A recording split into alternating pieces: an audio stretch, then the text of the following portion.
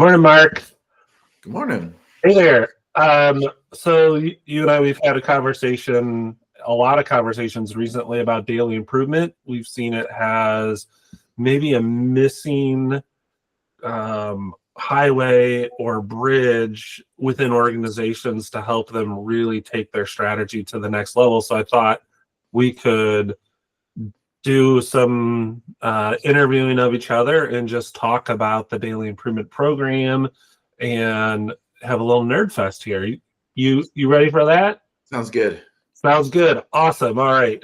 So let's just start zoomed out, probably a layup shot here with the question, what is daily improvement? Give us a little bit of your elevator speech for what daily improvement is and what it isn't, maybe.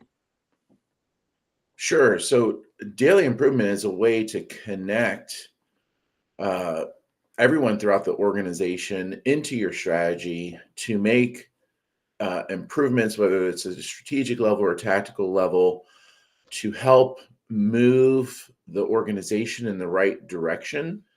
I think you opened with, organizations having strategy, but maybe not daily management. And I don't see how the two can be decoupled, or I can see how the two can be decoupled, but I can't see how strategy could be successful without daily management. So I like to say daily management is the connective tissue between strategy and the frontline staff.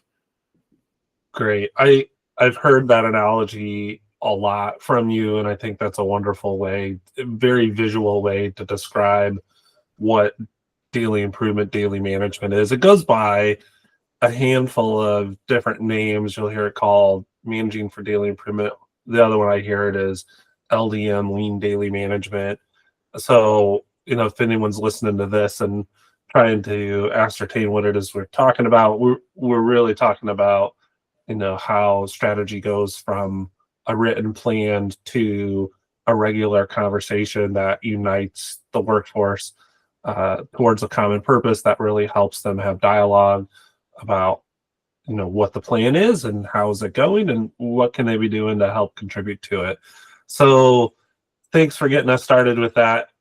A lot of organizations have a strategic plan, invest a lot of time and energy into creating it, but then oftentimes miss this next step for deploying this plan. So talk to us a little bit about why daily improvement is such a critical next step immediately after strategic planning.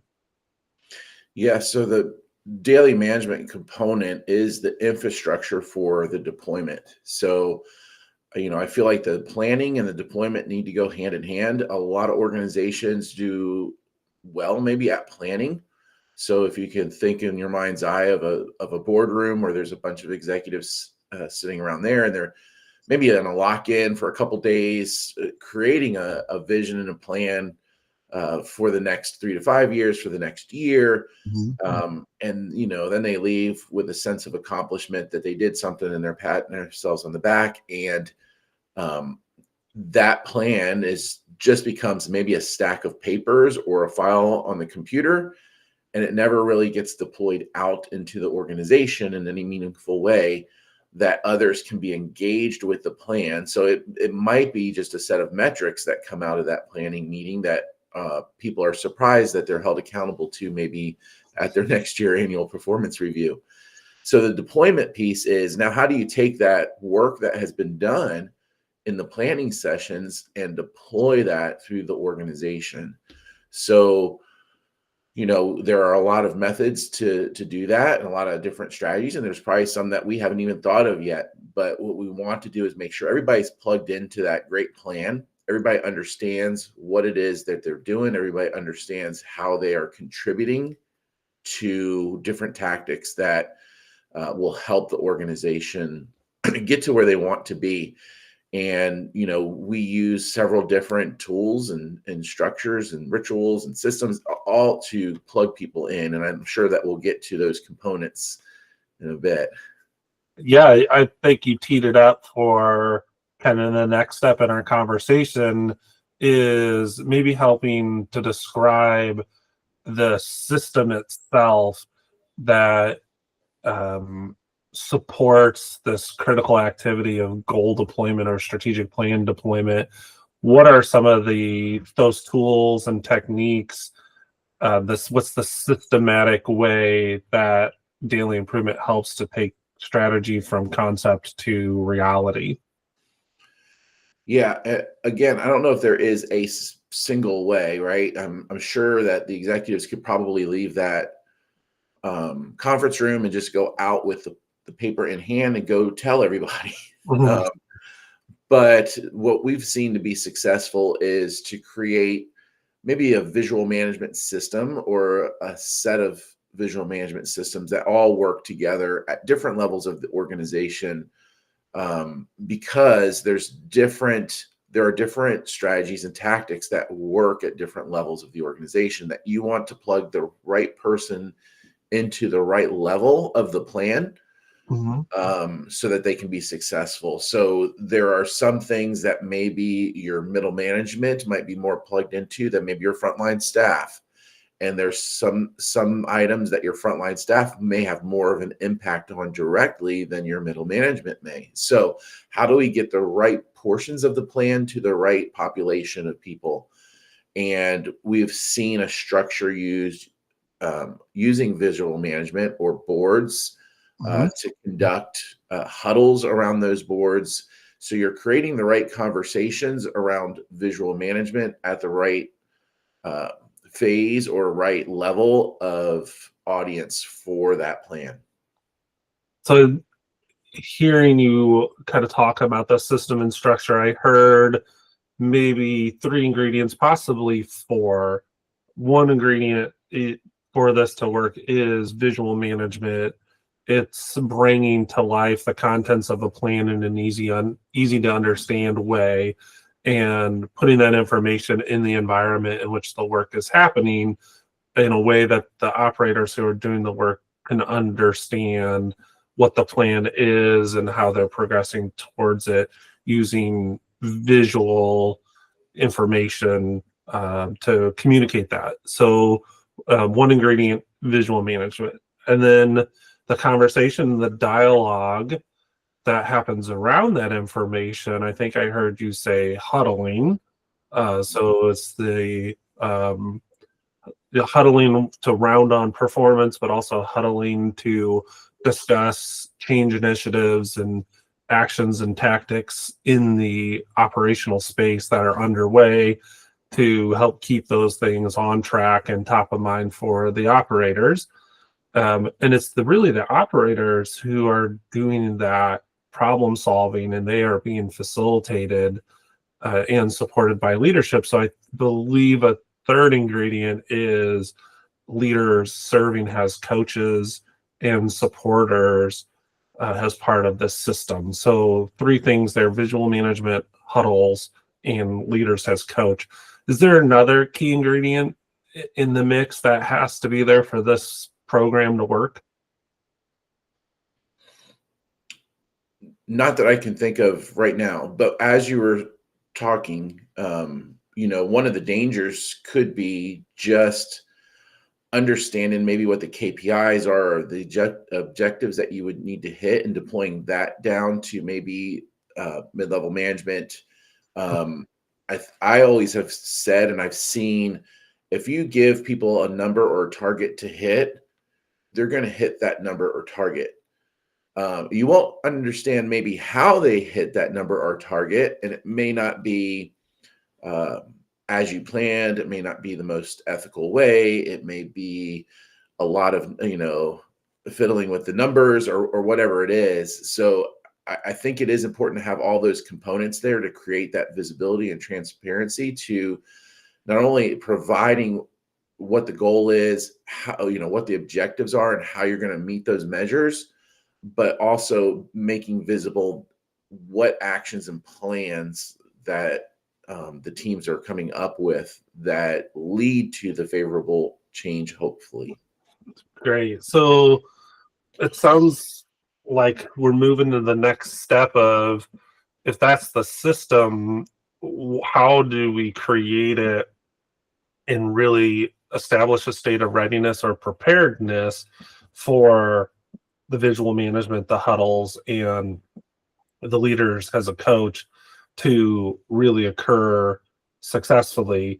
So one of the things I think I heard you say was this translating of these longer term goals and objectives into more near term tactics that are more sensitive to change, that can be measured closer to real time. So I think in preparedness, I hear you saying a little bit about relevant data or measures that matter. There's the actual board build out and putting these in the environment, whether it's physical or digital. So I think we can explore the board build out and talk that through. And then maybe lastly, or maybe there's even a one beyond that, is development, training and development for operators and for leaders to be able to participate in this program. So before we introduce the systems and structures to the operations, there's a little bit of pre-work that has to happen. So walk me through, let's start with measures that matter. How does a team go from this high-level strategic plan to more real-time measures of success? Yeah, that's a good question, because a lot of the times what we've seen is when there is a planning session in that boardroom, you might get the larger outcome metric, and it may be at times the lagging metric that is you don't see immediate movement on. It might take a while, so you create that plan and hold your breath for a year, and then see if anything's changed.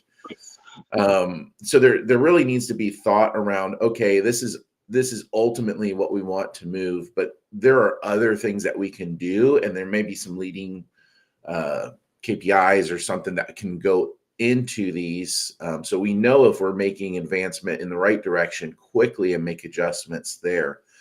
So I think again, if we're just stratifying the levels of the org chart and saying, these are senior leaders or executive leaders, and this is middle management, and this is frontline staff, I don't believe that you're going to place the same information in front of all three sets.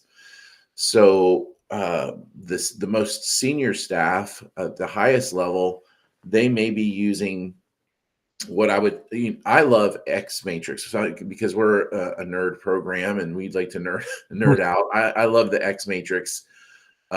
It's taken a while to really fully understand the X Matrix and at the different levels. And to say fully understand would maybe actually misleading too, right? I don't know if I'll ever fully understand, but I understand it a lot better than I had before, and I could see how it makes sense. But that may not necessarily be the same visual component that I place at the frontline staff level and expect them to understand. So how do we piecemeal out the information in a way that's meaningful and relevant to the appropriate audiences? So what we've seen is some best practice in different organizations and different industries where they're creating their own visual management structures for the different audience type. So while at the highest level, you might have, okay, this big plan that is on a level 1 X matrix. At the frontline level, you might just have, what is the goal and objective that this team is trying to do to help contribute to that overall plan? And yeah. And how did that measure do yesterday? Mm-hmm. And what are we doing today to continue that performance or adjust to reverse a trend or whatnot? So the data, thanks to a tool like an X Matrix, can be a connection of leading and lagging measures, that the leading measures, which are much more sensitive to change, are the ones that are being displayed and reacted to on the improvement boards for the operators, whereas maybe department specific outcomes or goals or objectives are looked at by managers and directors, and then really important business goals and objectives. Much more lagging measures are looked at by senior leaders, but they can see that those measures that are more sensitive to change, that we believe are predictive of future outcomes, are being addressed and are trending favorably, which will give confidence that those business outcomes, which are much longer in response to change, are going to, in fact, be trending favorably as well. So this sounds like the X matrix. Someone has to have it because it's the tool that helps them go from a 3 to 5 year breakthrough plan to a 1 year goal objective, to maybe key focus areas, to very sensitive leading measures that can be addressed through change at the line of off the sharp point of service. Yeah, so the metrics become more sensitive the closer you get to the front line. I think that's And when we talk about leading and lagging and sensitivity, if my plan is to lose 30 pounds in the next 6 months, the more sensitive measurement might be, what is my daily caloric intake, or how much exercise do I get on a daily basis? So when you said, do we know if we're winning or losing each day? Those are the numbers that I might be looking at each day, rather than getting on the scale each day and maybe being either excited or very disappointed that I didn't lose a pound or two in the next hour. So yeah, we'd give those more sensitive metrics to the frontline staff. great. So I am going to skip. I know we talked maybe about the board build out, but we're talking a lot about data, and there needs to be some data acumen created within the organization. We talked about growth and development or training for the operators and for the huddle facilitators and even for leadership to make this system and structure work well. So obviously one of those skills is understanding data and participating in data-driven decision-making and improvement activities. So what are some other skills of the workforce and of leaders that are essential to making this program work? Surrounding data. I think data is, there's probably a lot. We don't have to really dive too deep in data, but maybe talk about some of the other big buckets of skills that are necessary for people to start practicing and developing in order for daily improvement to work. Well, again, I feel like maybe there's something to these different levels. I might need to come up with a name for them, but I feel like the closer we get to the front line, maybe the less skill development there is needed.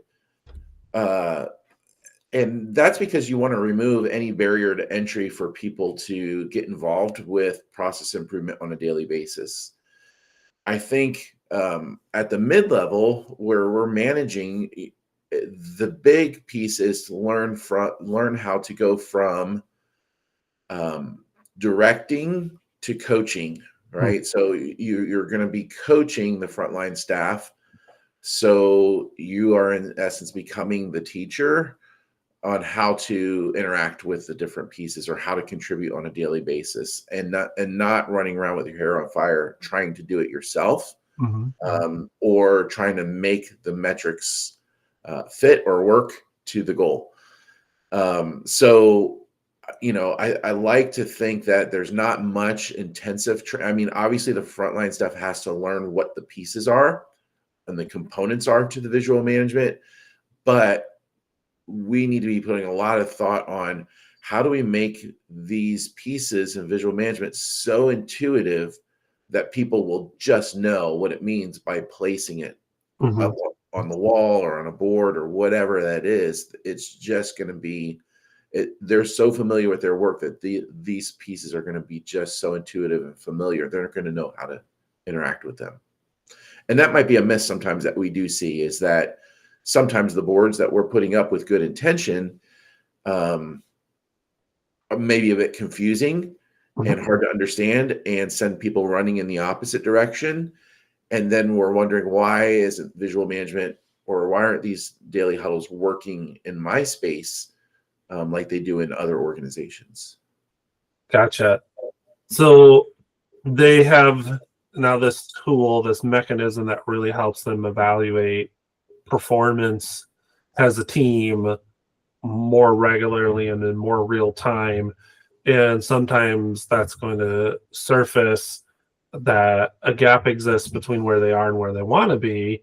So I know visual management isn't just there as a scoreboard. I think keeping the score is essential, but knowing the score and knowing how you're doing compared to where you are versus where you want to be really invites ideas and dialogue about maybe how do we close those gaps. So is there a need to teach operators in a lightweight way how to do some gap closure or problem definition? Yeah, how to recognize problems or how to contribute to um, maybe solving them. Maybe both. Maybe Maybe, both. yeah, maybe having like Yeah. a different set of glasses or a frame of mind to look at your work differently. So Yes. that's one step. But then now that Yeah. you see differently, you've learned to see differently. Yeah. So what do you do thereafter? So we're talking about preparedness. How do we ready the environment and the workforce and operators and even leaders to work with these boards and the system Yeah. once it's deployed? So we're tweaking out what skills might be necessary to build beforehand. Yeah. So again, I feel like for the gap closure, and the data just in general with the frontline staff, making it as simple as possible, visual and as simple as possible to understand. Along with, there's going to be some coaching at the daily huddles to say this is what this means, but we're not going to take box whisker charts and post those up on, or the X matrix. We're not going to take these more scarier pieces that we've seen. I've been to some huddles to where there was be some leaderships going with me and a big group to a board, and they would see a box whisker chart, and someone would be explaining something, and everybody would be nodding their head, and we'd walk away, and I'd have a leader come up to me and say, "Mark, I was shaking my head, yes, but I don't know what that means." Mhm. Right? So people may not feel comfortable in a group setting to say, "I don't understand that chart or graph." So I think the way we make stuff visual, or the way we make data visual, or those gaps visual, is important. And I think that if we do it in a lightweight way that is simple to understand um, on a daily basis for the frontline staff, I think that's a good thing. So then they would understand, okay, we're not doing so well here because if it's a simple bar chart, let's say we're not stacking up to our goal line, whatever that might be. Okay, I got that. Now they're wanting from me some ideas on how to maybe make that better today, or something that we could test. Mhm. So one piece of advice I have is not the suggestion box. So we've heard that over the last couple months and over the last week or two. Hey, maybe our idea is to create a suggestion box so that people will contribute their ideas to closing the gap. If you create a black box with a slot in it for suggestions that are anonymous, I can pretty much guarantee you're not going to get what you want. You're going to get something else. You're going to get gifted a bunch of maintenance requests or complaints. So what we've seen to be successful in the past is creating some space for the how might we question. So we have a gap. Now, how might we close that? And you, frontline staff, you know better than anyone else here. We don't have the answers, but you have hands-on experience with the work on a daily basis. What do you think it is that we could try? And in a very positive way, solicit that information, maybe have them write an idea down on a post-it with their name. And I think that taking the anonymity out of it is important. So you have their name, one, because if you don't quite understand what they're saying, or the handwriting may not be great, you could go back to the person and get clarification. Mhm. But two is when we try that idea and implement that idea, we are giving credit to that operator throughout the whole life cycle of that idea being tested. And if it seems to work out, we are going to celebrate that person's idea, which is going to hopefully generate more and more ideas from your staff. So you're going to go from an anonymous suggestion box where people are gifting you complaints to an Mhm. area where people are engaged and giving you information that is probably going to be things that leaders haven't thought of that will help drive strategy ultimately. I know we have one more piece to explore in preparing for launch, which is the board build out. But you said something that I think is a miss on my part, which would be, we talked about connecting the dots between leading and lagging indicators and how the ACT matrix can do that. We talked about the building and developing of people, leaders, teaching them to move from directing to coaching, the operators helping to support them to understand their performance and have um, the language to talk about the problems they're seeing. But this is time and energy they're going to have to take to participate in this program and maybe go to some training beforehand. So I missed the whole change management piece and the communication piece that has to happen as the board prepares to enter that space. So maybe help me think about what could be an effective communication or rollout strategy to help get buy-in from leaders and from operators so that the training to them is more clear why they're going. Mhm. So walk me through that, and then after this, then we'll get into the actual steps of building out the board, and then moving to, okay, we've got people ready, we got the boards ready. Where do we go next thereafter? So hit me with the rollout strategy. In my mind, it's flip flopped. So I would speak about the board first, which would be the standard, and then train to the board. But the rollout strategy, I would think is call up the green dot group and have us help you with the change management pieces. You have to have some change management skill in order to roll out something like this, because this will affect everyone on a daily basis. That's why we have daily in the title. So it's going to interrupt it, and they need to understand the whys behind what's going to happen and what's in it for them. So we are going to go to this, and what's going to happen here is it's ultimately going to help the organization. So that connective tissue, we wanted to show them how they are connected into the larger strategy and how their work impacts that, and how the strategy won't be successful without the contributions of everybody to be engaged with these boards. So, that is delicate. I think it's, change, and people sometimes are resistant to change. So there are some special skills that go along with introducing something like that.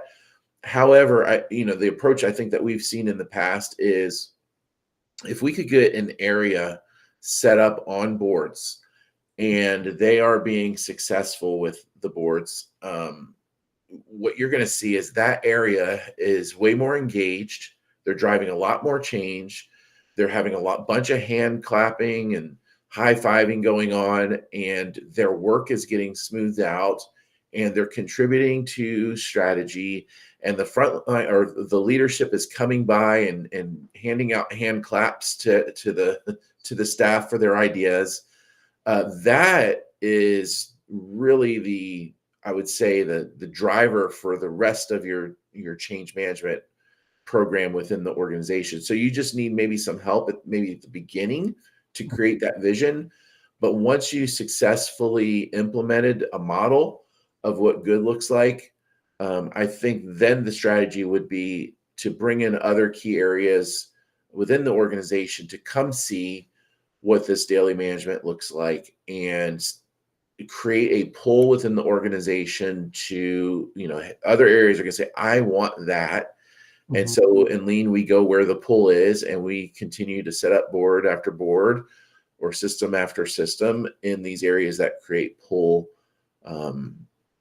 So that, I think that would be my approach. I don't know if you have something a little bit different or something to add to that. No, I'm really glad that you talked about the rollout strategy, not from just a change management perspective of motivating and exciting and also educating and informing that first site that's going to use the boards, but also the rollout strategy of piloting before making it a requirement across the entire enterprise, and maybe in the pilot allowing for this to take root and to have a showcase. Maybe you've created a learning lab type environment where those spaces that are going to be asked to go next can come and shadow or participate and learn from another department that had just recently gone through it.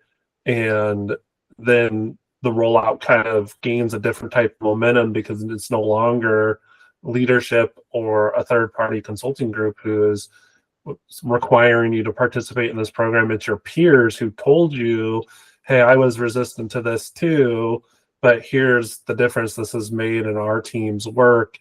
And that just creates a different type of demand for it. So I'm really glad you talked about that as a rollout strategy.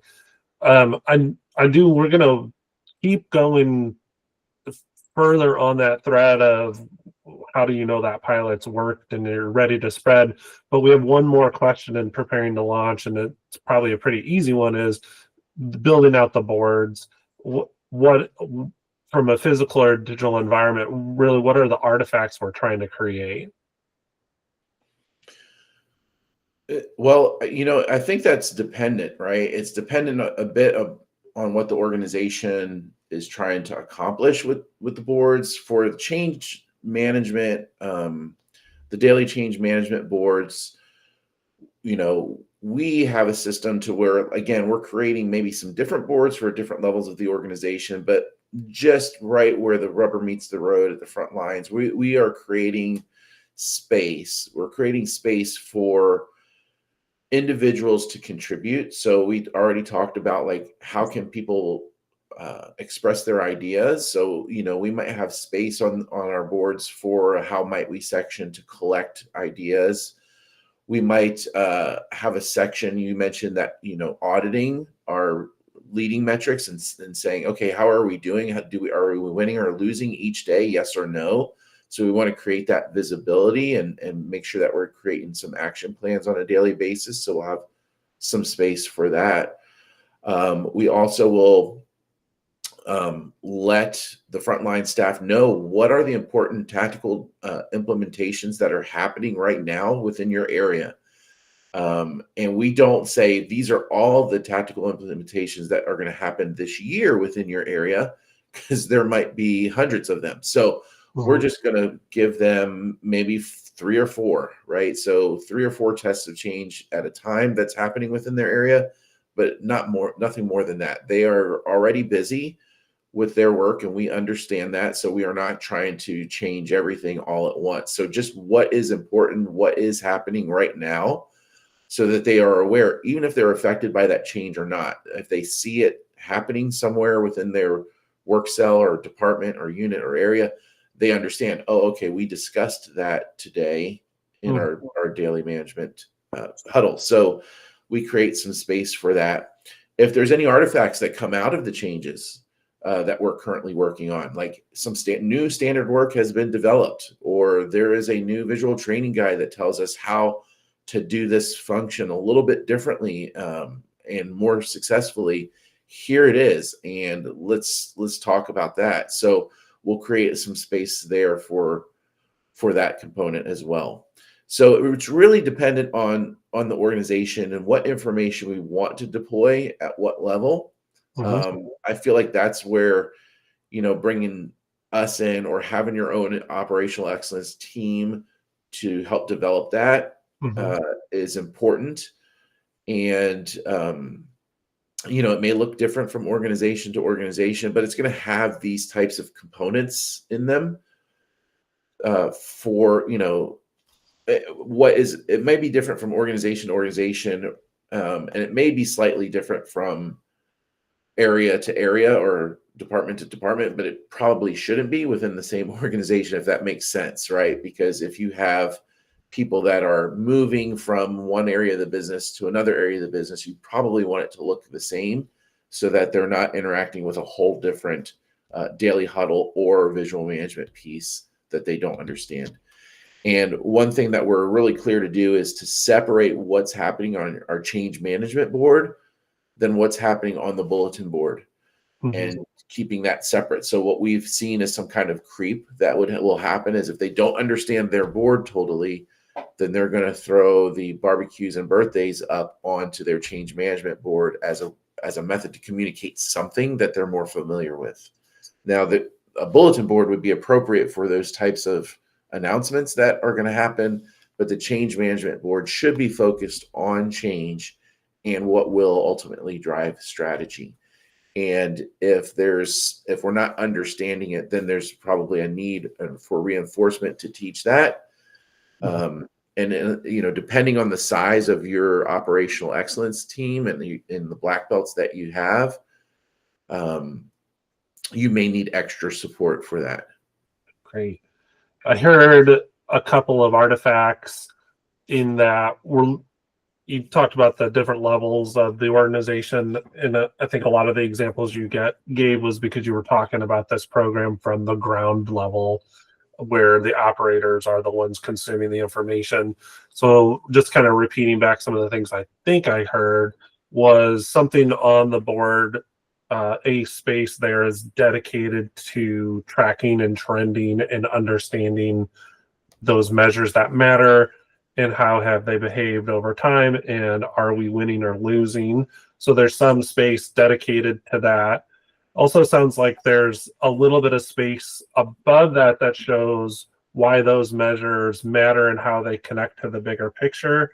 So there's some space in the digital or physical board environment that connects the dots between those leading and lagging measures and the most important business goals and objectives.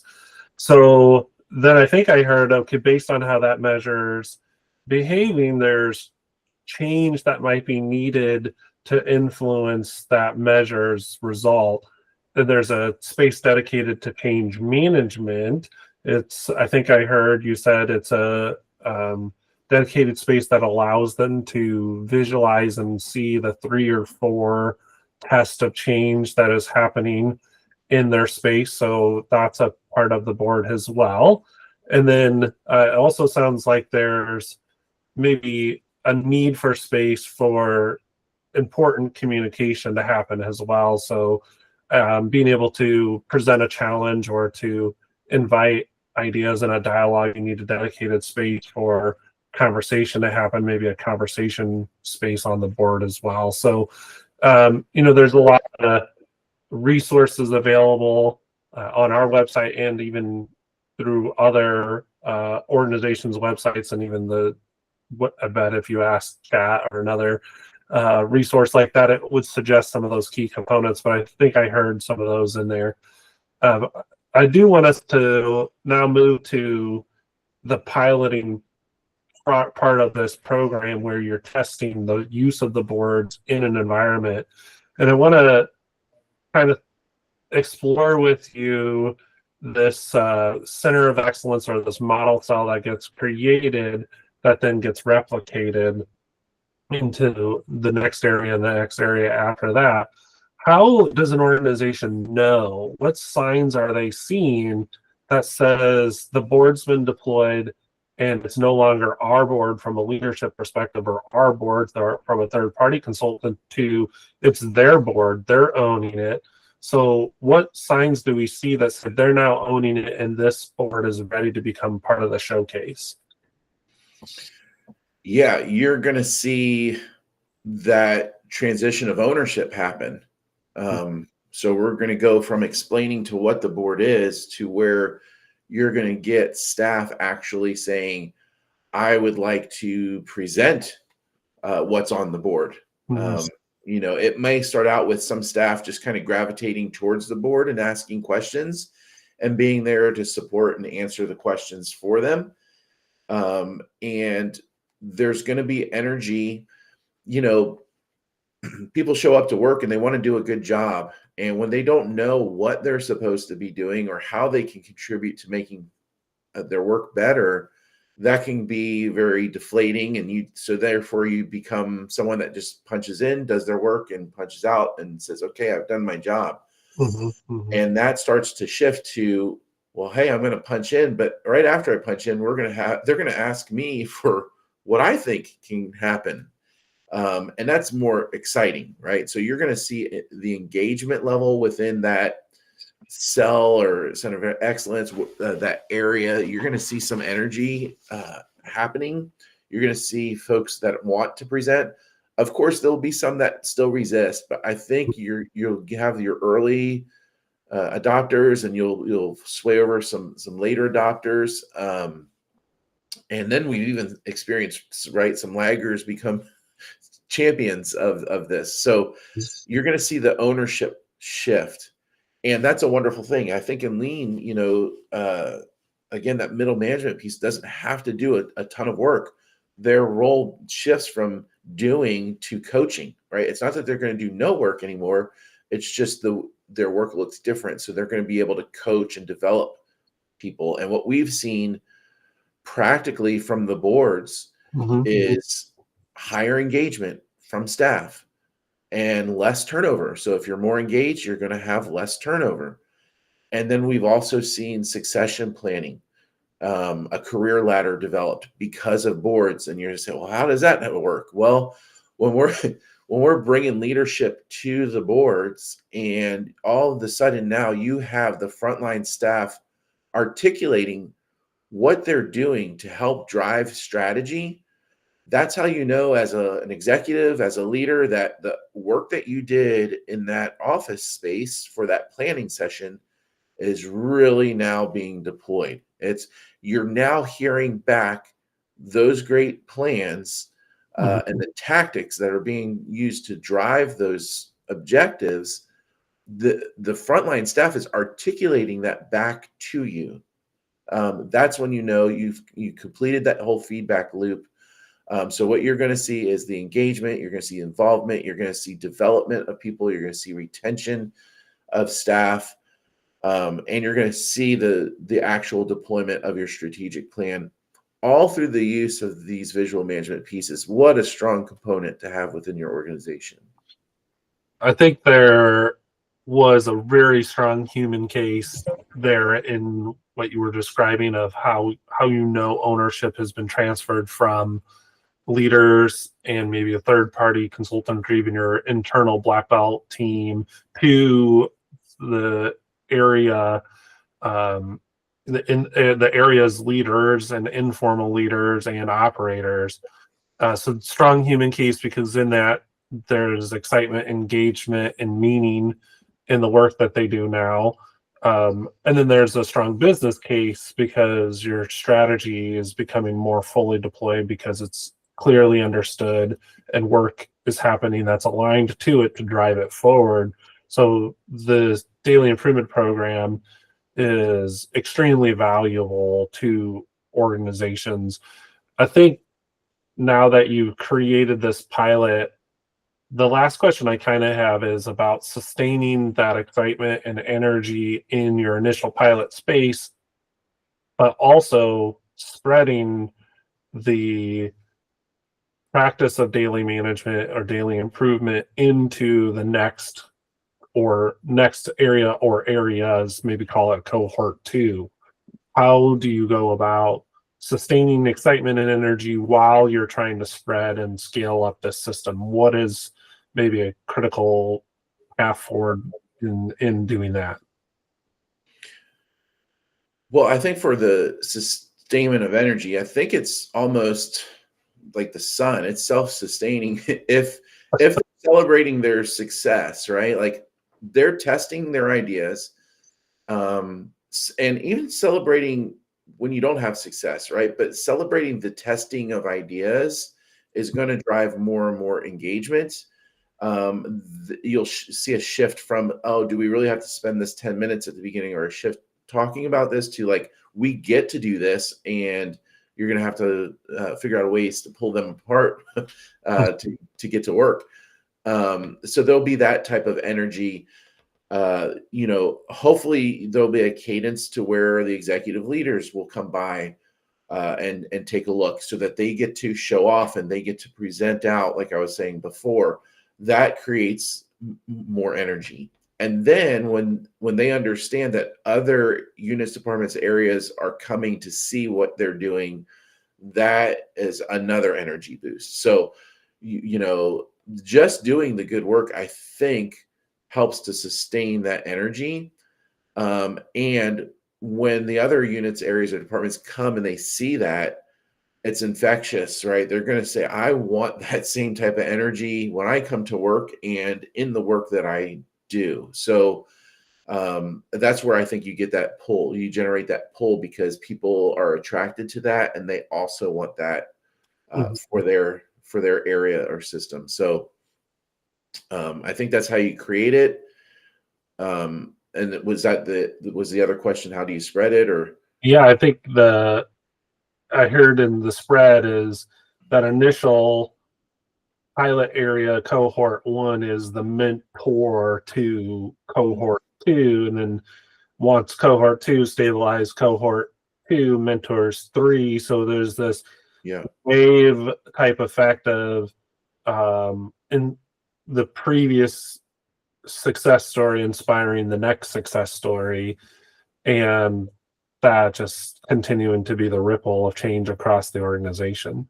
Yeah, and like all the other changes that exist, you have to pay attention to standardization and sustainment, right? So how do we make sure that these boards stay pretty standard across the organization, so we're not looking at different boards, and how do we keep them that way? Now, there might be another area that says, wow, if we included this piece, that would really transform how we look at something. So we want to be able to test that out in a very controlled way, but we also want to make sure that all the boards are consistent throughout the organization. And I think, there's some energy when we talk about this because we've seen it be successful. And I think a good measurement is, if you already have boards within your system, if people are gravitating towards these boards and they want to interact with these boards, then you got something. Then you just need to check and see, hey, do we have it standardized, and are we sustaining that throughout the system? If people are not attracted to the boards and they really don't understand it, I think it's time to rethink it. I think that's very insightful information right there. Is this program in itself is a PDCA, and people's energy around the board is a litmus test for whether or not it's working. And it's okay to accept that it could be better if it's not working the way that you want it to, and fine tune it as needed, get it right in one spot, and then replicate with, in those replications, a keen eye for, is something new being discovered in these later phases that would allow us to go back to previous go lives and update the standard of how that board's being used to make that one even more successful. So very much so a living beast within an organization. And I really appreciate you giving us all of these insights. And as we kick this off, it seems very timely. A lot of organizations right now have completed their strategic planning process and maybe their budgets for 2026. We're talking, obviously it's fall right now. We can see your background.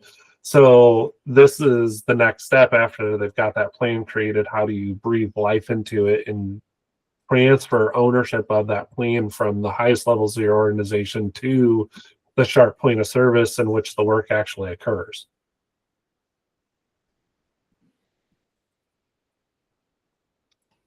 I don't know.